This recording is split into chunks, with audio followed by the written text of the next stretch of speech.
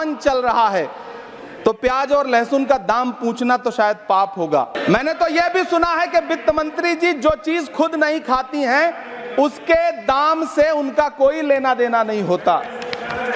लेकिन इस बार बजट पेश करने के लिए पार्लियामेंट आने से पहले वित्त मंत्री जी ने दही और चीनी खाई थी। अब तो उनसे यह पूछा जा ही सकता है कि उन्हें दही, दूध और चीनी का रेट तो इन दिनों पता ही होगा। क्या उसे सस्ता करवाएंगी या नहीं सस्ता करवाएंगी? जो एजेंसियां जांच कर रही हैं उनके खिलाफ श्री इमरान प्रतापगढ़ी। धन्यवाद सभापति महोदय, आपने मुझे आम बजट पर बोलने का मौका दिया। Sir my time. नहीं, pause my time sir. Imran Pratapgarhi कहा गया है सर, थोड़ा सा इसकी जांच कराओ। मैंने कहा यहाँ प्रमोद प्रतापगढ़ी भी बैठे। ये आपसी मामला है, ये खत्म होने वाला नहीं है मेरे से। इसकी जड़ें बहुत गहरी गई हुई हैं, मैं रोज देखता हूँ ये जड़ें गहरी होती जाती हैं। इमरान प्रतापगढ़ी। धन्यवाद सभापति महोदय। 83 मिनट 71 बार थपथपाई गई मेज, 14,417 शब्दों का बजट भाषण और उस बजट में अपने लिए राहत तलाशती मिडिल क्लास की हैरत ज़दा आंखें। सभापति महोदय, मेरे हाथों में जो दस्तावेज है दरअसल ये देश के किसानों, गरीबों, मजदूरों की उम्मीदों का स्मारक है। ऐसा लग रहा है जैसे वित्त मंत्री महोदया ने बजट नहीं तैयार किया है बल्कि प्रधानमंत्री जी की मन की बात का संकलन तैयार किया है। टूटा हुआ लश्कर का भरम देख रहे हैं, टूटा हुआ लश्कर का भरम देख रहे हैं और जिल्ले इलाही के करम देख रहे हैं। ताकत का नशा अक्ल पे हावी है तुम्हारी, तुम देख न पाओगे जो हम देख रहे हैं। वित्त मंत्री महोदया ने इस बजट में महंगाई पर सिर्फ 10 शब्द बोला है। जिस देश में टमाटर 100 रुपए किलो बिक रहा हो। सभापति महोदय, मेरा टाइम पॉज करें और बार बार इंटरप्ट करने को या तो मना करें। हाँ बोले, कृपया बोले। सभापति महोदय, वित्त मंत्री महोदया ने इस बजट में महंगाई पर सिर्फ 10 शब्द बोले हैं।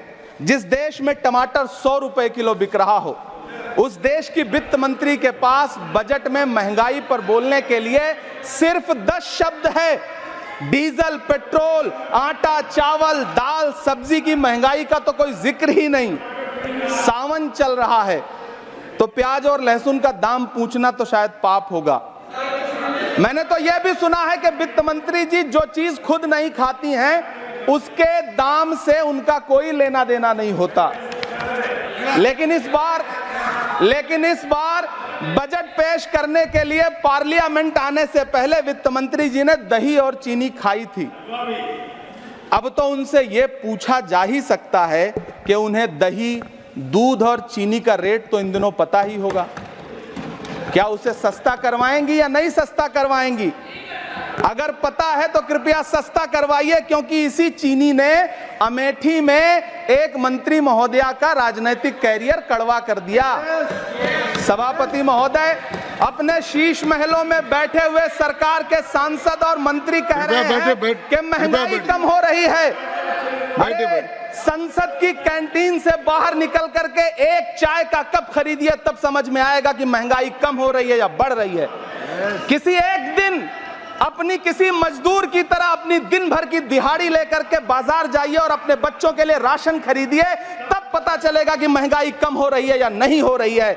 यहां बैठ करके बड़ी बड़ी बातें करना आसान है। ये चूनर धानी धानी भूल जाते, ये पुरवा की रवानी भूल जाते, जो आकर 4 दिन गांव में रहते तो सारी लंतरानी भूल जाते।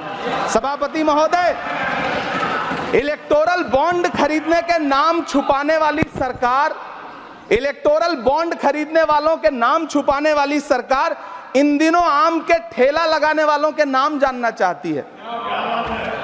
मुझे तो होटलों, ढाबों या आम के ठेलों पर नेम प्लेट लगवाने वालों से पूछना है कि कभी खून की बोतल पर देखा है किसी का नाम लिखा हुआ? मुझे पूछना है कि क्या कोरोना के दौरान अपनी उखड़ती हुई सांसों के लिए ऑक्सीजन तलाशने वाले किसी इंसान ने ऑक्सीजन लाने वाले किसी इंसान से पूछा था कि ऑक्सीजन लाने वाला इंसान हिंदू है या मुसलमान है? मुझे पूछना है कि लावारिश लाशों के लिए कोरोना में कांधा देने वाले, चिताओं के लिए लकड़ियां सजाने वाले किसी इंसान से पूछा गया था उसका नाम, उसका मजहब? लेकिन इन दिनों पूछा जा रहा है सभापति महोदय। अफसोस देश के प्रधानमंत्री जी ने कभी न टूटने वाली चुप्पी ओढ़ ली है। सभापति महोदय, जनता ने 63 सीटें कम क्या कर दी, ये सरकार तो अमृतकाल का नाम लेना ही भूल गई। ये भूल गई है अमृतकाल को, ये भूल गई है मनरेगा को, ये भूल गई है मौलाना आजाद नेशनल फेलोशिप को, ये भूल गई है मणिपुर को, ये भूल गई है महाराष्ट्र को। मुझे गर्व है कि मैं राज्यसभा में महाराष्ट्र का प्रतिनिधित्व करता हूं।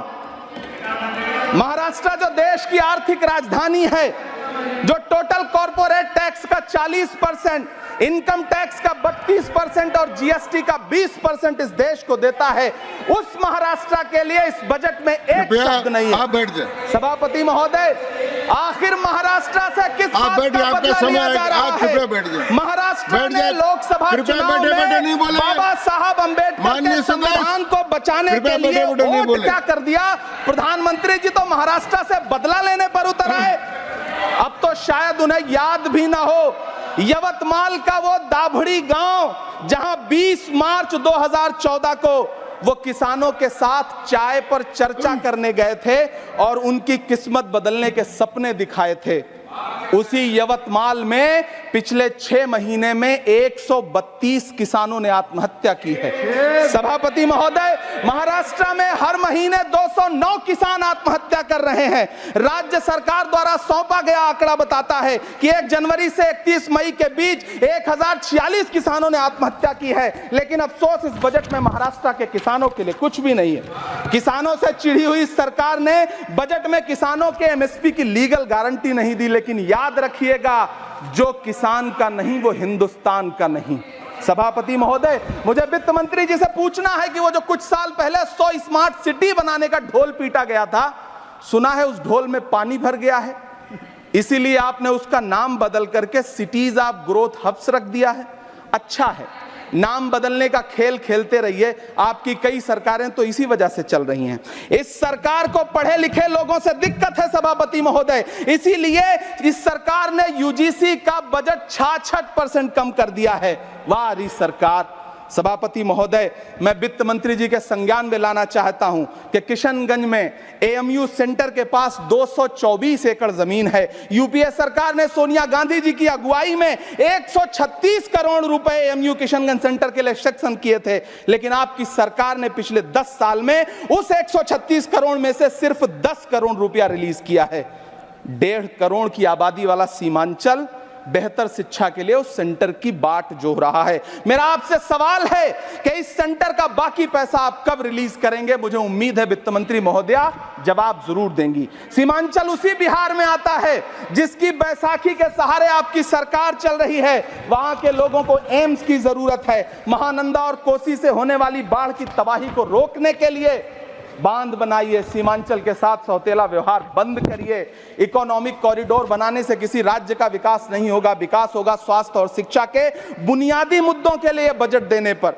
सभापति महोदय, एक तरफ तो इस बजट में पीएम आवास योजना के तहत 3 करोड़ अतिरिक्त मकान देने की घोषणा है और दूसरी तरफ लखनऊ के अकबर नगर में 1280 वो मकान हैं जिन्हें रिवर फ्रंट बनाने के नाम पे बुलडोजर से जमींदोज कर दिया गया।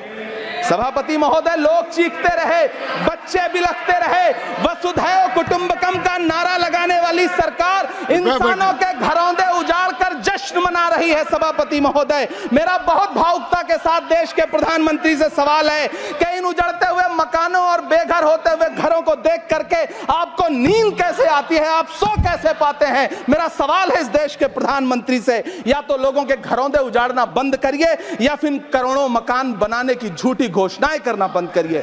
यह बजट झूठ का पुलिंदा है। यह बजट आपके पिछले साल के बजट का कट कॉपी पेस्ट है। यह बजट हमारे चुनावी घोषणा पत्र की नकल करने की एक बेईमान कोशिश है। लेकिन कहावत है ना, कि नकल के लिए भी अकल चाहिए। मेरे हाथ में एक तरफ न्याय पत्र है जो हमारा है और दूसरी तरफ अन्याय पत्र है जो आपका है। इस सरकार को आलोचना सुनने की आदत नहीं है सभापति महोदय। जब आप इनसे सवाल पूछिए तो ये कहते हैं कि आप बताइए 70 साल में आपने क्या किया है। मैं तो इस सदन में कहना चाहता हूं सभापति महोदय कि हमसे 70 साल का हिसाब मांगने वालों, जो सरकार अपना चलाया हुआ 2000 का नोट 7 साल नहीं चला सकी, वो हमसे 70 साल का हिसाब मांगती है।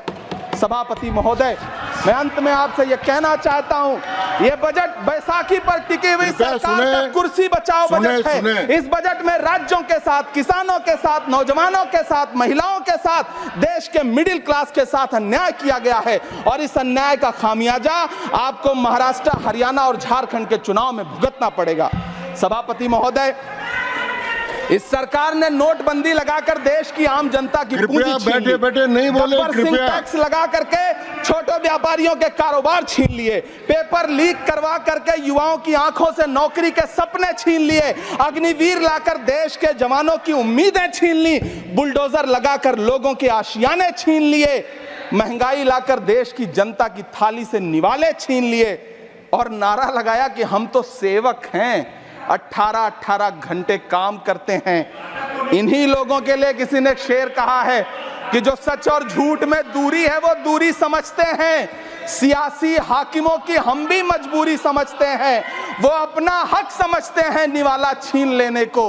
डकैती को बहुत से लोग मजदूरी समझते हैं। हमें पता है कि कैसी मजदूरी की जा रही है। सभापति महोदय, मैं यहाँ खड़ा होकर के अंत में आपसे कहना चाहता हूं कि इस बजट में तमाम राज्यों के साथ अन्याय किया गया है। इस बजट में युवाओं के साथ अन्याय किया गया है, महिलाओं के साथ अन्याय किया गया है और खास तौर से महाराष्ट्र के लिए कुछ नहीं रखा गया है। महाराष्ट्र बाढ़ से जूझ रहा है, पानी बरसने से वहां 1500 से ज्यादा लोग मारे गए हैं। उस शहर को, उस राज्य को 4000 करोड़ के पैकेज की जरूरत है ताकि जो फसलें बर्बाद हुई हैं लोगों को राहत दी जा सकी। लेकिन अफसोस, इस बजट में महाराष्ट्र के लिए ऐसा कुछ भी नहीं है। मैं आखिर में यह कहना चाहता हूं कि पिछले 7 दिन से इस बजट का बड़ा ढिंढोरा पीटा जा रहा है, इसे महान बताया जा रहा है, लेकिन कौन महान बता रहा है? सत्ता पक्ष के लोग, उन्हें तो बताना ही है। क्योंकि मैं अवध क्षेत्र से आता हूं, प्रतापगढ़ से, नीरज भाई भी अवध और पूर्वांचल से आते हैं। वहां एक कहावत है कि बिटिया की तारीफ किसने की? बिटिया की महतारी ने, यानी कि बेटी की प्रशंसा किसने की? मां ने। तो इस बजट की तारीफ सत्ता पक्ष करे तो करेगा ही, लेकिन विपक्ष के एक भी सांसद से आप पूछिए कि क्या उसके राज्य को कुछ मिला है, तो वो ये कहेगा कि नहीं, कुछ भी नहीं मिला है। बहुत बहुत धन्यवाद सभापति महोदय, मुझे आम बजट पर अपनी राय रखने के लिए। धन्यवाद।